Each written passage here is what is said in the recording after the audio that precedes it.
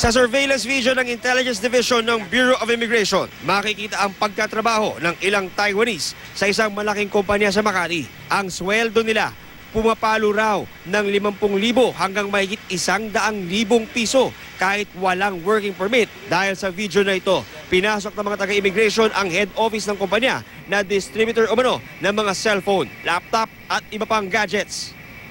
So, pursuant to the directive of the mission order, we have no other recourse but to bring you to our office. Nahuli pa sa aktong nagtatrabaho ang nasa 18 Taiwanese executives. Ang isa nangunguna pa sa isang board meeting. Ang isang ito, ipinresenta ang hawak na dokumento. Pero nabuko na pagiging teacher sa isang eskwelahan at hindi bilang isang executive ang in-apply para sa working permit.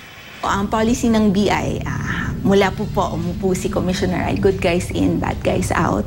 Kung sila po ay bad guy, talagang palalabasin po talaga sila. Wala namang humarap na kinatawan ng kumpanya upang magbigay ng pahayag sa amin. Sabi ng immigration, isusunod na nila ang deportation order laban sa mga nahuling dayuhan.